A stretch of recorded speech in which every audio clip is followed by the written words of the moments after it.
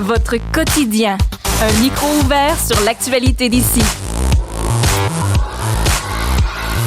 Vous les avez sans doute vus, les amis, ces poutres de béton à proximité du 10-30, à proximité du pont Samuel de Champlain, dans Griffintown, peut-être si vous vous déplacez du côté de Montréal. Impressionnante.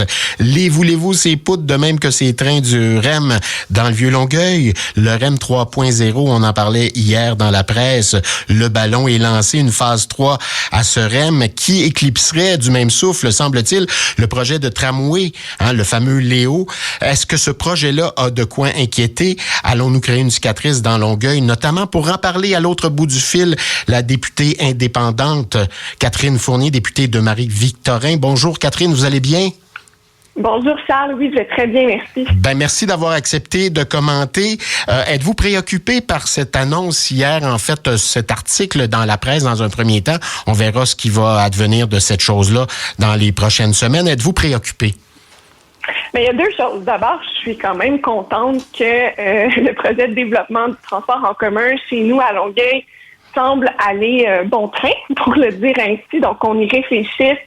Ça prouve quand même là, que c'est vraiment dans les cartons de le faire. Et ça, je pense que pour toutes les personnes de Longueuil, mais également de la Rive-Sud qui attendent le développement du transport en commun depuis, je vais dire, des décennies, c'est une excellente nouvelle. Par contre, c'est certain que dans la forme où on laisse penser que ça va pouvoir se développer, effectivement, j'ai certaines réserves et préoccupations parce que je ne pense pas que les structures là du REM, comme on peut le voir aux abords des autoroutes, sont appropriées pour des quartiers aussi densément peuplés, par exemple, que le Vieux-Longueuil. Donc, bien sûr, j'ai été surprise parce que le tramway m'apparaît évidemment comme le mode de transport qui se marie le mieux à notre quartier.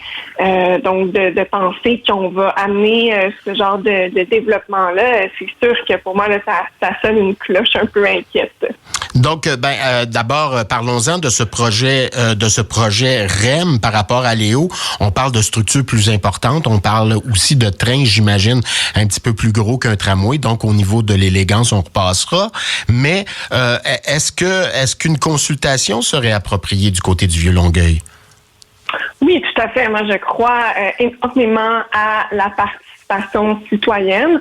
Alors, on sait que les gens, justement, souhaitent un développement de transport en commun.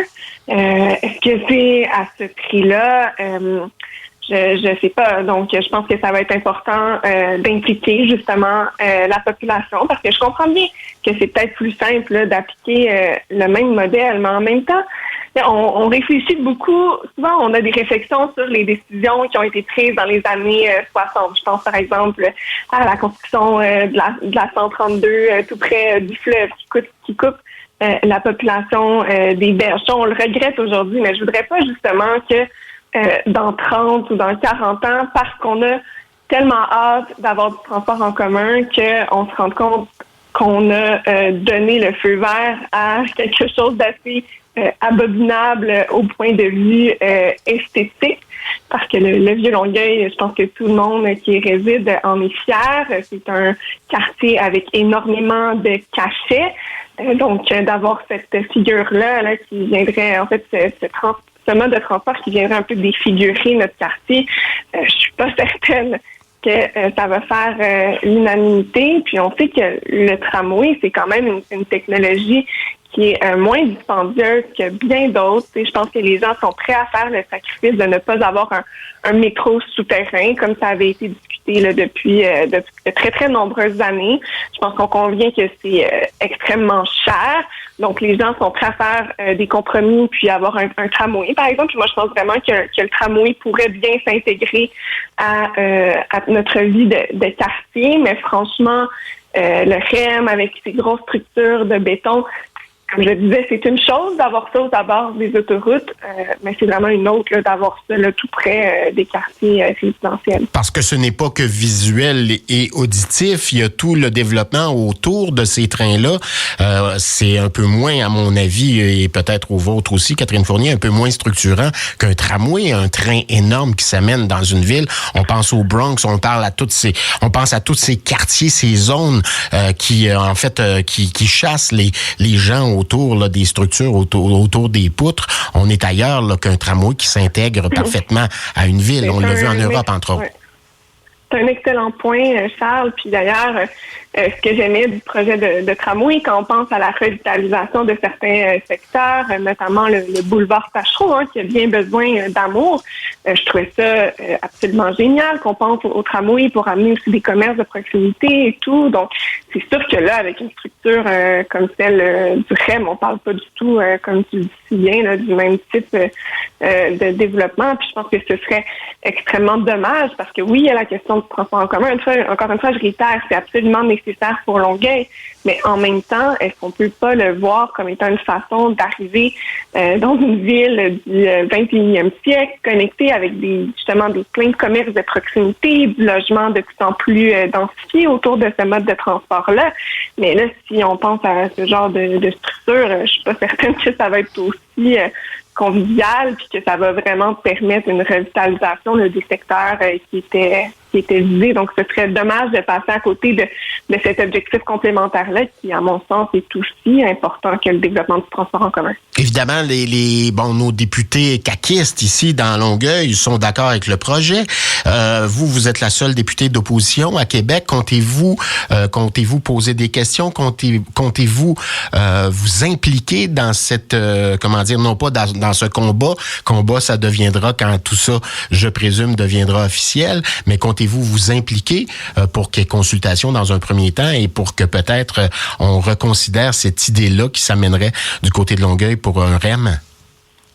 C'est certain que vous allez me voir poser des questions au ministre des Transports. Je vais faire des démarches évidemment là, auprès des cabinets, voir quelles sont leurs intentions. Donc moi, c'est un peu mon style, mon approche. Donc comprendre réellement là, ce qui est à la source de cette nouvelle-là, jauger justement à quel point il y a encore de la marge de manœuvre. Puis oui, certainement, je vais creuser le dossier parce que c'est quelque chose qui me tient à cœur. Moi, c'est un de mes engagements forts aussi, le développement du transport en commun. Mais encore une fois, je le répète, pas en faisant fi des préoccupations citoyennes, puis en optant pour un mode qui n'est pas adapté à nos quartiers. Donc oui, c'est ça. Surtout que ça passe exactement dans le Vieux-Longueuil, dans ma circonscription. Les citoyens peuvent compter sur moi. Là. Je vais vraiment suivre la situation de très près. Bon, et on tente de rejoindre Madame Parent pour en parler. Évidemment, il y a eu des réactions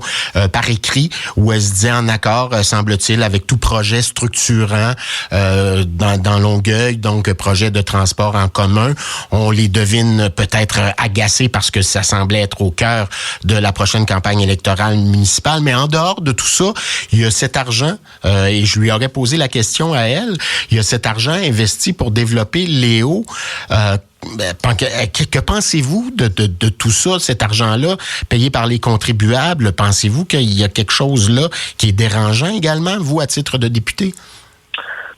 C'est dommage parce qu'en fait, ça fait plusieurs années, voire des décennies qu'on parle du développement du transport en commun à Longueuil. Puis, il y en a de l'argent là, qui a été investi dans les études à travers les années. Puis ça, c'est un peu dommage parce qu'il me semble justement que ça fait longtemps qu'on aurait pu aller de l'avant. Là, on y arrive.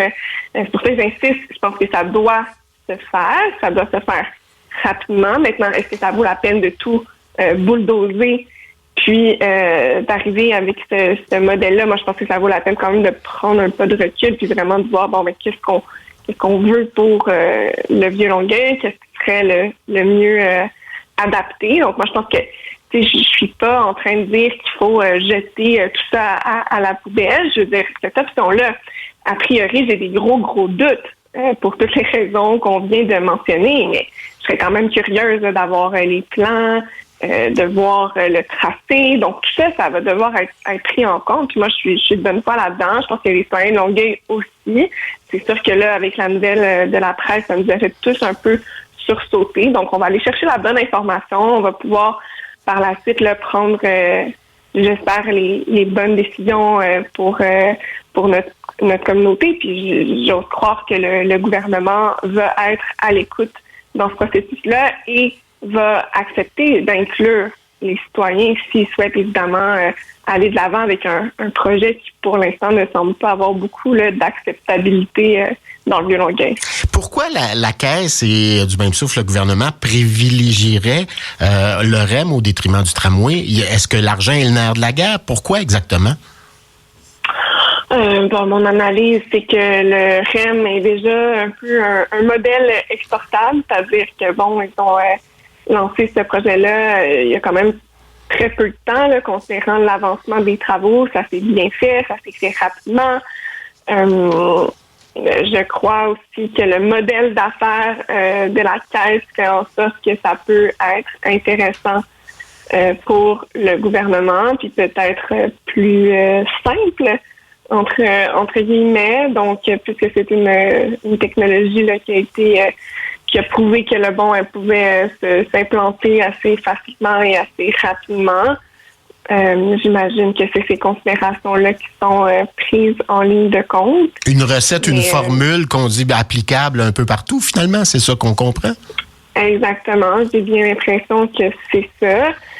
Par exemple, je pense que c'est comme dans bien des choses, la formule unique, à mon sens, n'est pas toujours appropriée, puis on le voit dans un paquet d'autres secteurs. Donc, il faut faire attention. Il faut quand même respecter là, les différentes communautés, puis s'assurer que les projets s'arriment bien, là, que ce soit en transport, mais on peut aussi penser en santé. On a tendance à avoir des formules uniques un peu partout, puis centraliser un peu les modèles ou les décisions. Je vois un peu la répétition de ce genre de mentalité-là dans le dossier actuel.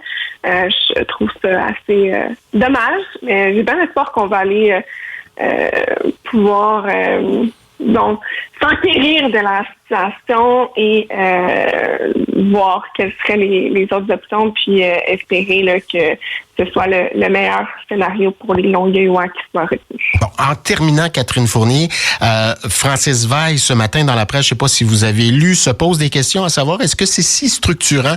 Il se dit, lui, il dit qu'il profite du transport en commun, il l'utilise, il est utilisateur, mais il se pose la question, est-ce que c'est si structurant un tramway ou un train ici sur la rive sud, à savoir que le VUS, d'abord, on a de plus en plus de VUS, nous, les gens qui habitons la rive sud, et quand on va faire des achats sur Tachereau, ça serait surprenant qu'on aille s'acheter une télé, un téléviseur, en prenant le tramway ou le train de banlieue. Il se pose énormément de questions. Il dit, ça va être plein aux heures de pointe, puis le reste de la journée, on est peut-être en train de créer un éléphant blanc. Qu'en pensez-vous?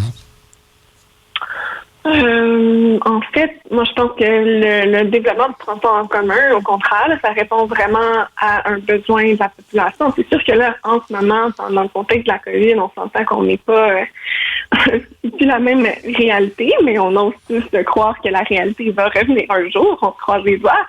Puis au contraire, en fait, le transport en commun, c'est pas juste pour aller pour se déplacer pour magasiner, c'est surtout pour se déplacer pour aller travailler, par exemple. Puis on le voit en fait que l'offre de transport en commun à Longueuil n'est pas assez développée. La station de métro Longueuil Université de Sherbrooke est sinon la plus achalandée aux heures de pointe. Donc c'est important d'avoir des modes alternatifs.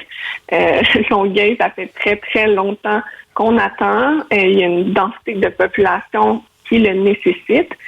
Donc, justement, si on veut empêcher que les gens se tournent vers la voiture solo, se tournent vers de plus en plus de VUS, par exemple, il faut leur offrir des options intéressantes. Peu importe le prix? Je pense que ça peut l'être. Pas à n'importe quel prix. Comme on disait tout à l'heure, le métro souterrain a été rejeté parce que justement, même si on s'entend que ce serait évidemment le plus harmonieux pour notre territoire parce qu'on le verrait pas, ça a été rejeté parce que ça coûte extrêmement cher justement pour la densité de population. Mais par contre, un tramway, c'est un mode tout à fait accessible et qui se prête bien, je pense, à la densité de population de chez nous à Longueuil. Il y a eu des études aussi réalisées sur le sujet. Donc, non, moi, je suis tout à fait favorable au développement du transport en commun. Je pense que on doit justement devenir une ville moderne, digne des grandes villes du Canada. Je veux dire, Longueuil, on est la 5e plus grande ville du Québec. Je veux dire, les grandes villes modernes de ce monde ont tous des réseaux de transport structurants, bien développés. Donc, moi, je vois pas pourquoi au Québec, on serait pas capable de faire ça. Qui plus est, à Longueuil, on en a bien besoin. Et moi, ce que je constate sur le terrain, malgré que je puisse moins parler à des gens en personne ces temps-ci, c'est vraiment qu'il y avait un immense désir dans la population d'avoir un rehaussement des services en transport en commun. Ben, dossier à suivre, puis sans doute qu'on va s'en reparler. Merci infiniment, Catherine Fournier, d'avoir accepté notre invitation. Merci beaucoup. Catherine Fournier, députée indépendante de Marie-Victorin.